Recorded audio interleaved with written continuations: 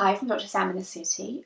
Welcome back. Now today I'm talking about hair. Now the reason for that is I recently had it pruned with the lovely Oscar over at the Drawing Room Salon in Shoreditch, and I was just reflecting on how I do my hair and how I style it at the moment, what products I'm using, and also what tools I'm using now that it's a bit longer.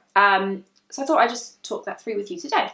So what I do to tame my cowlicks, of which there are many at the front, wild wayward Irish locks that I have, is to use the Phyto Spray Volume Intense or Phyto Volume Active. Not quite sure which one to use, but anyway, the volumizing spray.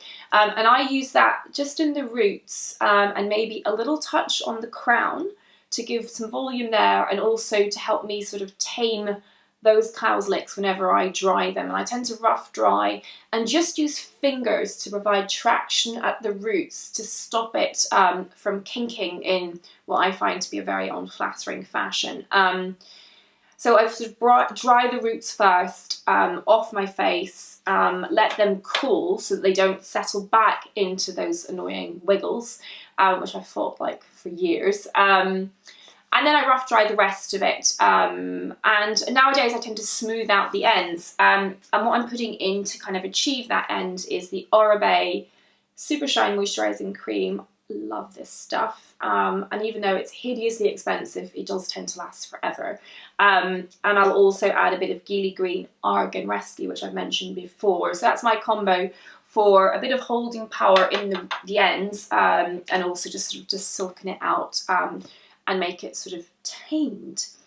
So then once it's dry, I'll brush it through quite lightly, not to encourage any frizz. And then what I use next is this rather fabulous tong from Neil Moody at Windle and Moody. So it's called Wham, and it's their revolving curling tong. It's the large size. And I find this to be pretty idiot proof.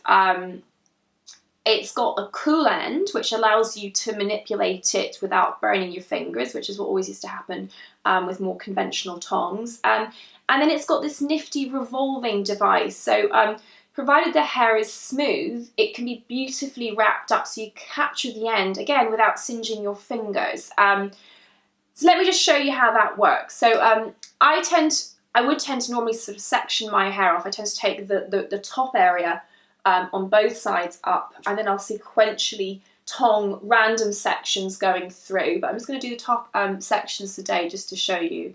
I'm not trying to teach you how to style your hair, I'm just showing you what I do. So I will randomly gather sections of about 1 inch in diameter, and then what I do is I wrap around the lower half of the hair segment, because I don't like the curl to start too close to the root.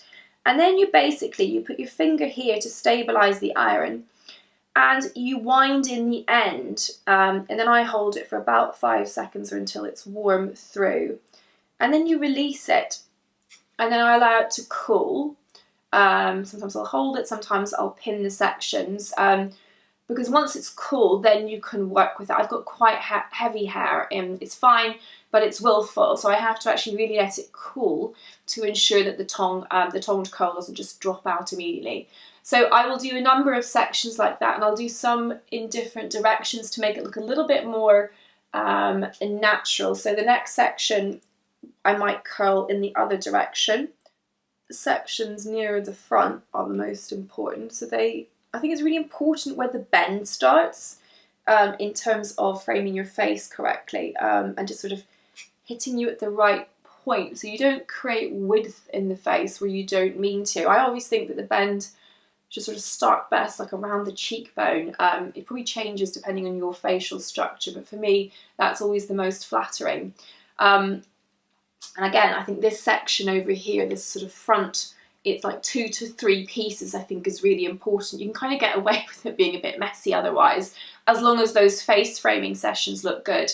And then I'll always do a couple of sections at the back. But yeah, the way this winds, so you can actually wind in the end, the cool end enables you to manipulate it well. It goes up to 210 degrees. I find I need the hottest temperature just to make the curls stay. I think this is a great tool for creating artful on-done waves. And if you do it in a slightly more organised fashion, you brush it through, it looks like a really good blow dry, which is something that Neil taught me. So awesome tool, great prep kit. And then what I'll finally do once I've got my curls in, let them cool, I'll play with them, I'll pull them out a little bit, or else I'll brush them through depending on the look I'm going for. But I will almost always, even if I'm doing polished, glam, bouncy blow dry look, use some Oribe dry texturizing spray in the roots. I find it just gives a little bit of oomph here, it stops it collapsing, it makes it look a little bit undone, and I can't live without that stuff basically. So that's how I do my hair at the moment.